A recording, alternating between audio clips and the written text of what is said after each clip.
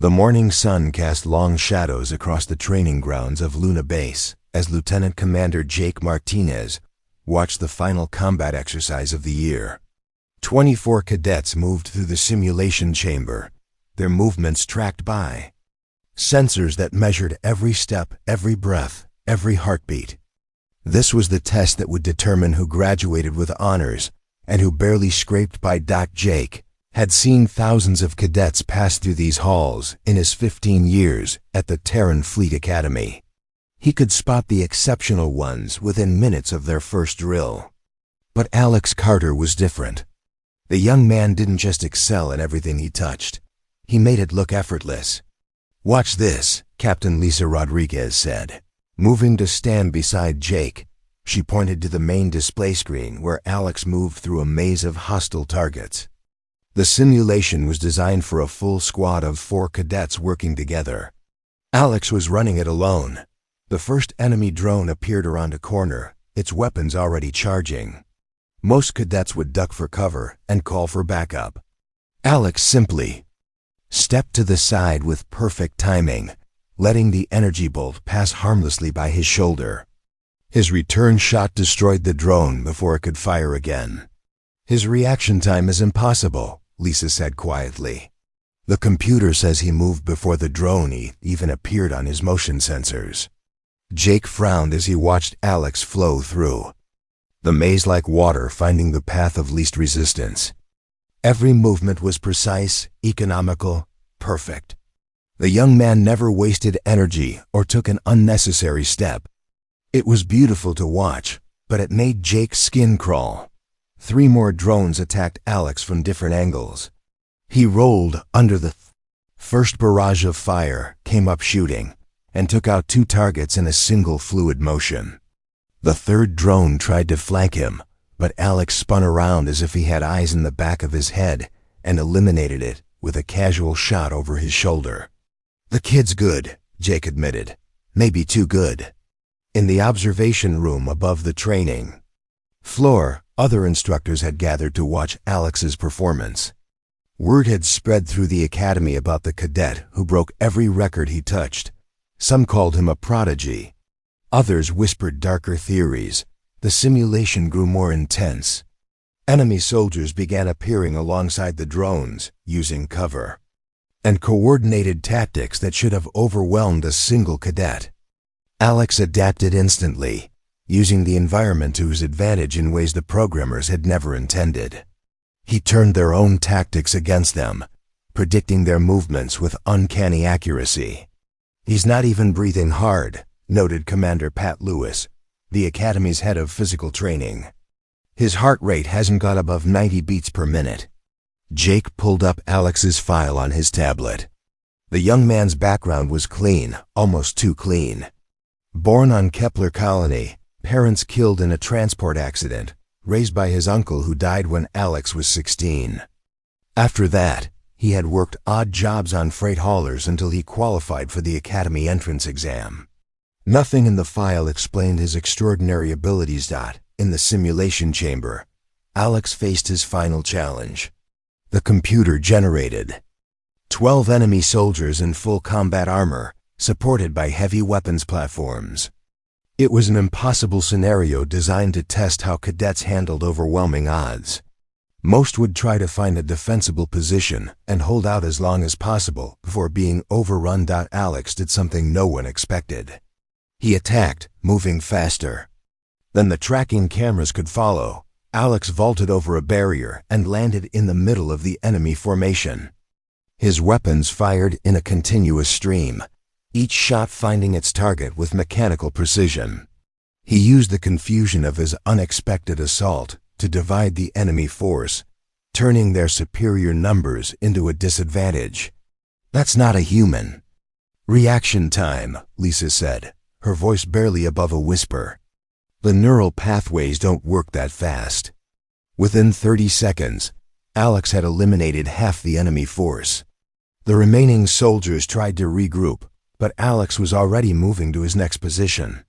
He seemed to know where each enemy would be before they got there, placing his shots with perfect timing and accuracy. The simulation ended with Alex standing alone among the scattered remains of the enemy force. His uniform was barely wrinkled. His breathing was steady and calm. The performance screen showed completion time, accuracy rating, and tactical efficiency. Scores that shouldn't have been possible for a human to achieve. The observation room fell silent. 20 instructors stared at the displays showing Alex's performance metrics. Every category showed results that exceeded theoretical human limits. The computer had flagged the scores as potential system errors. "Run a full diagnostic on the simulation systems," Jake ordered. "I want to know if there's a malfunction."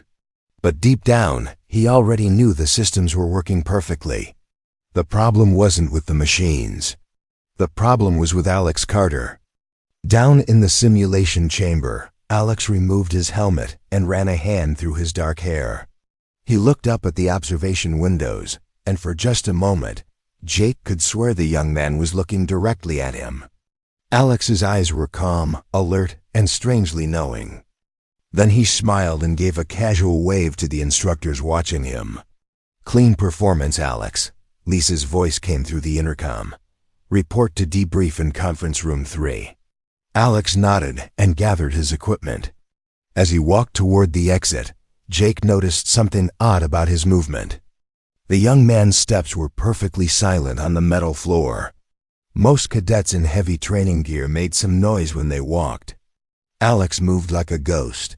After Alex left, Jake pulled up the security footage from the simulation. He ran it back. At quarter speed, then eighth speed, trying to understand what he had witnessed. Even at the slowest playback rate, some of Alex's movements seemed to blur together. The cameras couldn't track him properly during his fastest sequences. "We need to talk," Lisa said, moving closer to Jake.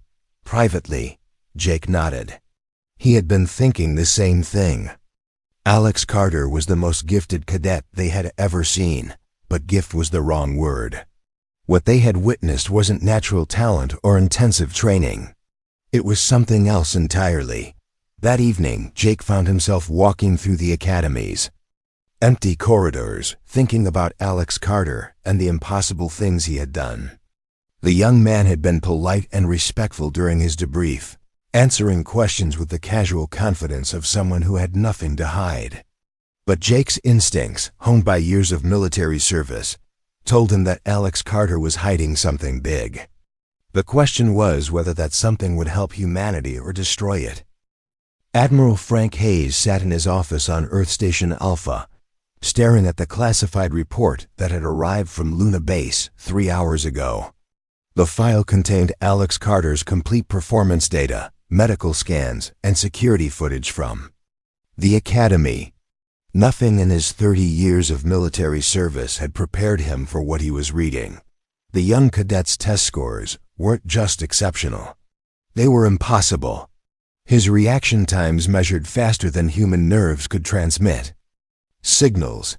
His strength exceeded what his muscle mass should have been able to generate. Most disturbing of all, his genetic markers showed subtle variations that didn't match any known human population. Hayes activated his secure communication system and placed a call to Dr. Patricia Lewis, Fleet Command's chief scientist. Her face appeared on his screen within seconds, and he could see the worry in her eyes. "You've read the Carter file," Hayes said. It wasn't a question. "I've been studying it for the past 6 hours," Patricia replied. "Frank, this boy isn't entirely human. His DNA has been modified in ways our science can't explain. The changes are integrated at a cellular level that we don't know how to achieve." Hayes felt a cold knot form in his stomach. How extensive are the modifications? His nervous system has been enhanced to process information faster than should be possible. His muscle fibers have been restructured to generate more force. His bones are denser, but lighter. Someone has turned him into a perfect soldier using technology we don't possess. The implications hit Hayes like a physical blow.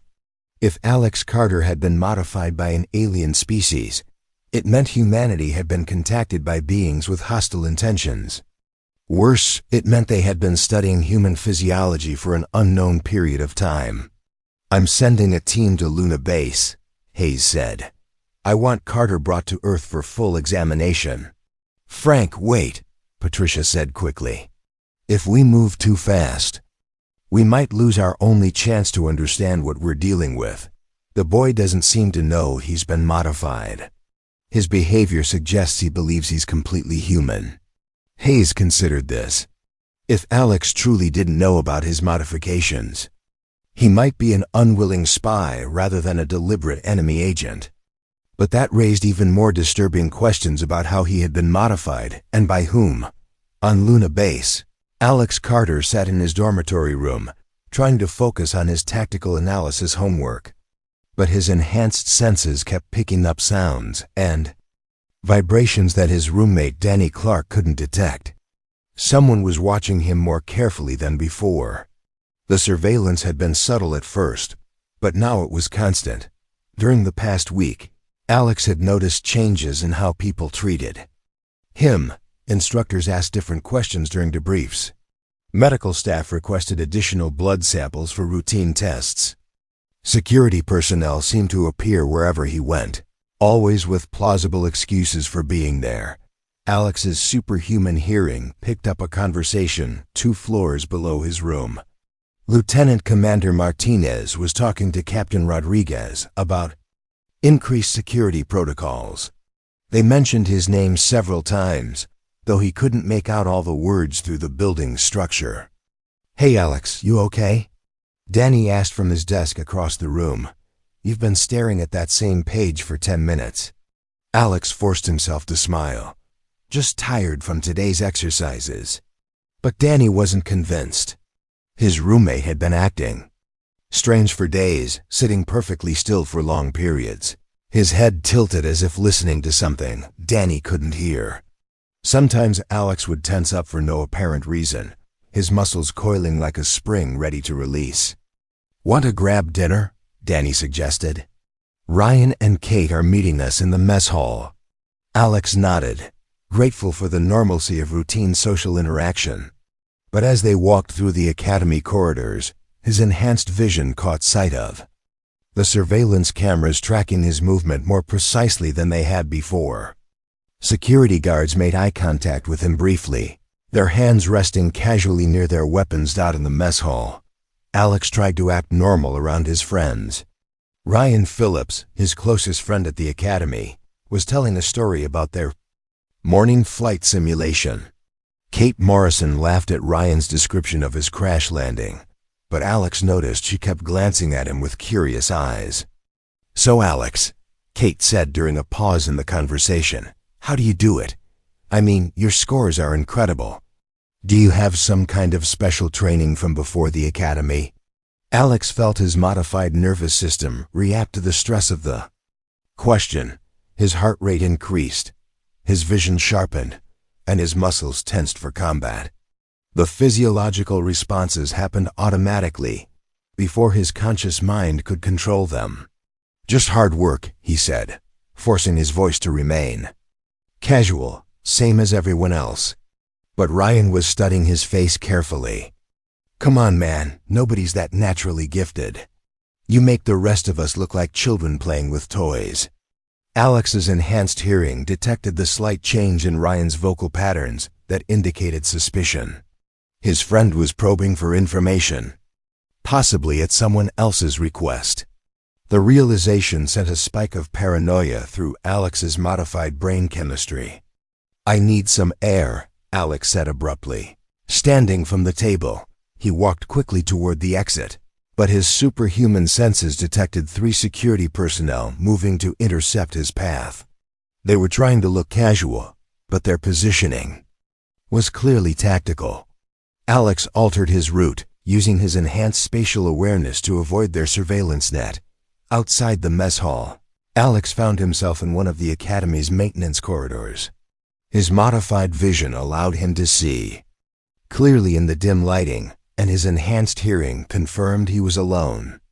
For the first time in weeks, he allowed his carefully maintained human facade to slip. Alex, moved through a series of combat exercises at full speed, his body flowing through motions that would have been blurred to normal human eyes. His strength, reflexes, and coordination operated at levels that exceeded human limitations. For a few precious minutes, he didn't have to pretend to be something he wasn't. But as he finished the sequence, Alex realized he didn't understand what he actually was. His memories of childhood were strangely unclear, filled with gaps that he had never questioned before. He remembered his parents dying, remembered living with his uncle, remembered working on freight ships. But the details were fuzzy, like looking at a photograph through frosted glass. Alex pressed his palms against his temples, trying to force his memory to work properly. But the harder he tried to remember specific details about his past, the more elusive they became. It was as if something in his own mind was preventing him from accessing certain information. A sound in the corridor made Alex freeze. Someone was approaching, their footsteps careful and measured. Alex's enhanced senses identified the person as Captain Rodriguez, and she was armed. She stopped just around the corner from where Alex stood, and he could hear her speaking quietly into a communication device. "Target located in Maintenance Corridor 7, she said, moving to establish contact. The word target sent ice through Alex's veins. They weren't just watching him anymore. They were hunting him. Colonel Ben Williams arrived at Luna Base with a team of 6 specialists, each carrying equipment that most Academy personnel had never seen before. His orders from Admiral Hayes were clear: find out everything about Alex Carter, no matter what it took. The young cadet represented either humanity's greatest hope or its worst nightmare. Williams had spent his career hunting threats that others couldn't imagine. Alien infiltrators, enemy agents, and worse things that lived in the dark. Spaces between stars. But Alex Carter was different. The boy seemed genuinely unaware of what he was, which made him either an incredible actor or a victim of something beyond human understanding. Dr. Patricia Lewis had arrived 2 hours before Williams, and she was already reviewing Alex's complete medical history in a secure conference room. Her face was pale as she studied the genetic analysis results on her tablet. "The modifications are even more extensive than we first thought," she told Williams as he joined her. "His entire nervous system has been rebuilt. His brain shows neural pathways that don't exist in normal humans. Someone has turned him into a living weapon." Williams examined the brain scans on Patricia's tablet. Strange structures appeared throughout Alex's neural tissue, forming patterns that looked almost like circuit boards. "Are these controlling his behavior?" "I don't think so," Patricia said. "They appear to be enhancement systems designed to improve his physical and mental capabilities. But there are other structures here that I can't identify. They might be dormant, waiting for some kind of activation signal." Meanwhile, in the Academy's computer center, Williams's technical specialist was digging through Alex's background files. What she found made her call Williams immediately. "Colonel, you need to see this," she said when Williams arrived. Alex Carter's identity was created 18 months ago. Before that, there's no record of him anywhere in the colonial databases. Williams studied the timeline on her screen. "What about the Kepler colony transport attack?" "That's when he first appeared at the refugee center. That's where it gets interesting. I pulled the security footage from the attack site. Alex Carter wasn't on the passenger manifest of any transport ship. But he appears in the battle footage, and he's not running from the attackers." Williams felt his blood turn cold as he watched the security recording.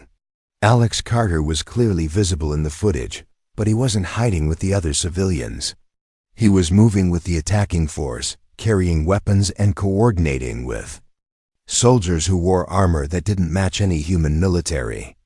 The attackers weren't human pirates like the initial reports claimed, the specialist continued. "Look at their equipment. Those weapons use energy systems we don't have. The armor shows design principles that are completely alien to our technology." "Williams, studied the footage more carefully. Alex moved through the battle with the same inhuman grace he displayed at the academy. But in this recording, he was fighting against human defenders, helping to destroy the very people he was supposed to be protecting. "Sir, there's more," the specialist said. After the attack, orbital sensors detected an unknown ship leaving. "The Kepler system. The energy signature doesn't match anything in our databases." But 3 days later, Alex Carter appeared at a refugee processing station, claiming to be a survivor. The pieces were falling into place, and Williams didn't like the picture they formed. Alex Carter had been part of the attacking force that destroyed the Kepler colony.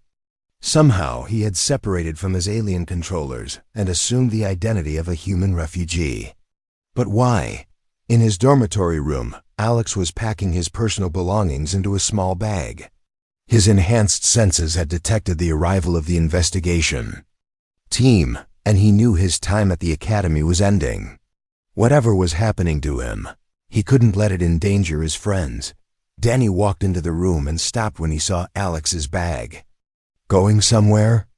Alex looked at his roommate, wishing he could explain everything.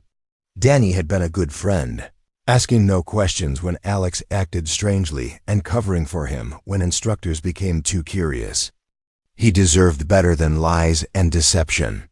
"I think I need to leave," Alex said simply. "This is about the weird tests they've been running on you, isn't it?" Danny asked. "And the way security follows you around like you're some kind of criminal?" Alex was surprised by how much Danny had noticed. His roommate was more observant than Alex had given him credit for.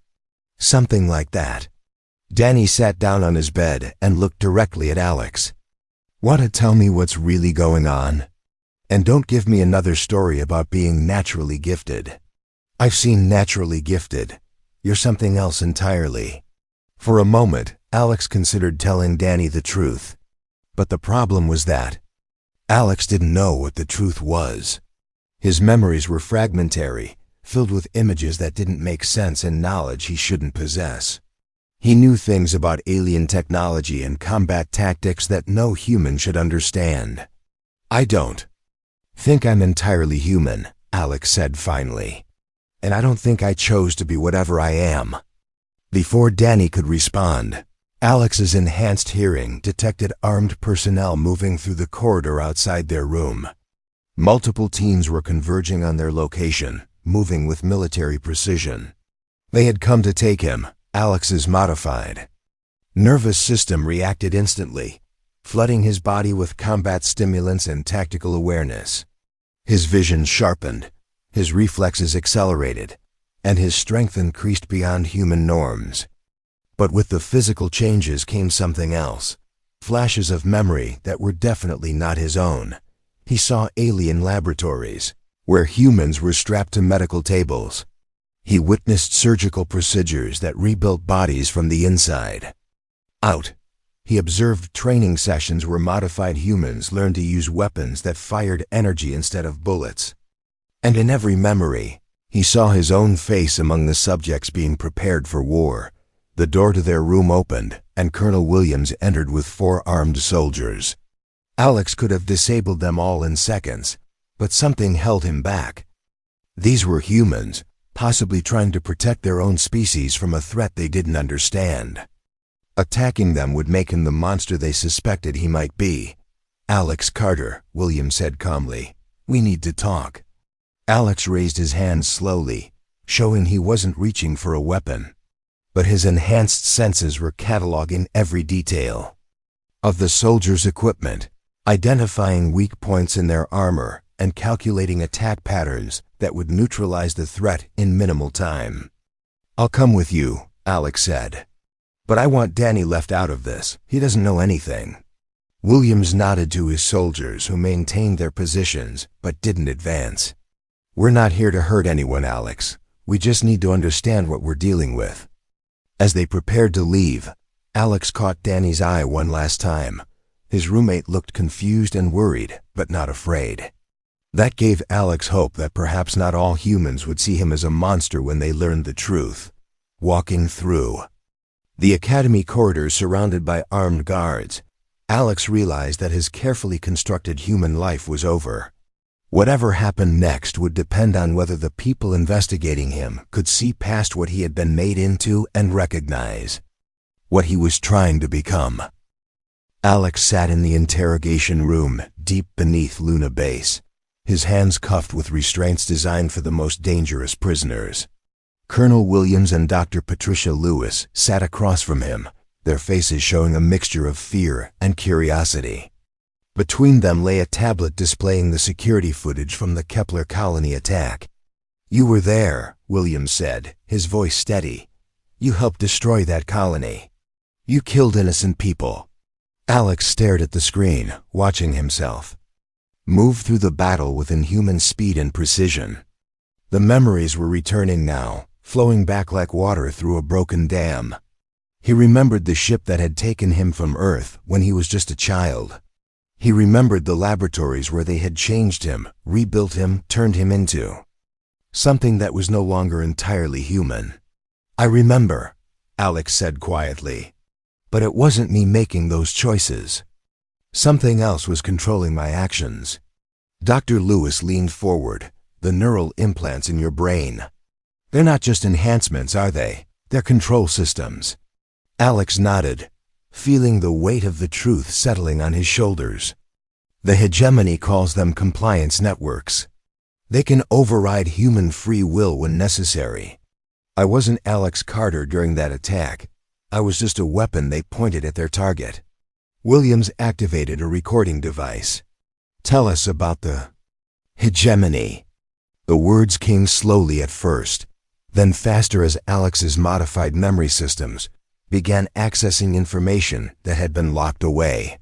He told them about a species that had been watching humanity for decades, studying their strengths and weaknesses. The hegemony didn't want to destroy humanity outright. They wanted to control it, to turn humans into servants for their expanding empire. "They take children," Alex explained. "Young humans are easier to modify, easier to program. They rebuild our bodies to make us stronger, faster, smarter. Then they plant control systems in our brains and send us back to infiltrate human society. How many others are there?" Williams asked. "I don't know. The hegemony doesn't let us communicate with each other. Each infiltrator operates alone, waiting for activation orders." Alex looked up at his interrogators. "But I can tell you that I wasn't supposed to break free of my programming. Something went wrong during my last mission." Dr. Lewis was studying readings from the sensors monitoring Alex's vital signs. "Your neural patterns are changing as we speak. The stress of remembering seems to be activating dormant systems in your brain." Alex felt it too. A cold sensation was spreading through his skull, and strange thoughts were beginning to surface. Combat protocols, target identification systems, and mission parameters that weren't his own. The hegemony's control systems were trying to reassert themselves. "You need to restrain me," Alex said urgently. "If my programming fully activates, I'll become a threat to everyone on this base." But even as he spoke, Alex could feel his enhanced strength increasing. The restraints holding his hands were beginning to strain against forces that exceeded their design limits. His modified nervous system was flooding his body with combat stimulants, preparing him for battle whether he wanted to fight or not. Williams reached for his weapon, but Alex was already moving. The restraints snapped like paper, and Alex was across the room before either human could react. But instead of attacking, he pressed himself against the far wall, his hands pressed to his temples. "Fight it," Dr. Lewis said. "You broke free before. You can do it again." Alex's vision was shifting between normal sight and tactical overlay systems that identified every person in the room as a potential target. Red targeting markers appeared over Williams and Lewis, accompanied by detailed information about their vulnerabilities and the most efficient ways to eliminate them. "I can't," Alex gasped. "The programming is too strong. It's designed to activate when I'm threatened or discovered." But then he heard something that cut through the alien whispers in his mind. It was Danny's voice, coming from the corridor outside the interrogation room. His roommate was arguing with guards, demanding to know what had happened to Alex. "He's my friend," Danny was saying. "Whatever you think he's done, he's still my friend." The word friend created a cascade of neural activity that the hegemonies programmers hadn't anticipated. Alex's time at the academy had created new pathways in his brain, connections based on trust, loyalty, and genuine human emotion. These pathways began to conflict with his alien programming, creating a war within his own mind. Alex focused on every memory he had of human kindness. Danny covering for him when he acted strangely. Ryan teaching him how to play cards. Captain Rodriguez encouraging him after a difficult training exercise. Each memory strengthened the human parts of his consciousness, giving him weapons to fight the alien control systems. The targeting markers flickered and began to fade. Alex's enhanced vision returned to normal, and the combat stimulants in his bloodstream started to neutralize. He was still modified, still enhanced beyond human norms, but his mind was his own again. "I choose to be human," Alex said, his voice stronger now. "Whatever they made me into, I choose to be human." Williams lowered his weapon, but kept it ready. "Can you control the enhancements?" Alex tested his abilities carefully. His strength was still superhuman, his reflexes still faster than any normal person could achieve. But now he was directing these capabilities rather than being directed by them. Yes, the physical modifications are permanent, but the mental controls are broken. Dr. Lewis was studying the readings from Alex's brain scan. The neural implants are still active, but they're no longer controlling his behavior. It's as if he's found a way to use them as tools rather than letting them use him. Over the next several hours, Alex told them everything he knew about the hegemony's plans. The alien species was preparing for a full invasion of human space, using modified humans as advanced scouts and saboteurs. Alex's escape had given humanity a crucial advantage. They now knew the enemy was coming. "We need to prepare," Williams said as they concluded the debriefing. "If there are other infiltrators out there, we need to identify them before they can complete their missions." Alex stood up, testing his enhanced balance and coordination. "I can help with that. My modifications include detection systems designed to identify other hegemony agents.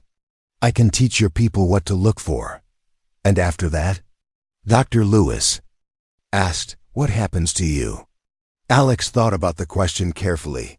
He would never be fully human again. His body had been permanently changed, his mind enhanced with alien technology. But his choices were his own now, and he knew what he wanted to do with his freedom. "I want to fight," Alex said. "The hegemony stole my childhood, my identity, my humanity. They turned me into a weapon against my own people. Now I want to turn that weapon back on them." Williams nodded slowly. "We'll need soldiers who can match the hegemony's enhanced agents. Are you willing to help train others?" "Yes," Alex said without hesitation. "But only volunteers. No one should be forced to become what I am." As they prepared to leave the interrogation room, Alex heard Danny's voice again from the corridor. His friend was still there, still waiting to find out if Alex was okay. The loyalty meant more to Alex than any alien enhancement ever could. Walking toward the door, Alex realized that his greatest strength wasn't his modified body or enhanced mind. It was his choice to remain human despite everything that had been done to him. The hegemony had tried to steal his humanity, but they had failed. Now he would use their own weapons to defend the species he had chosen to call his own.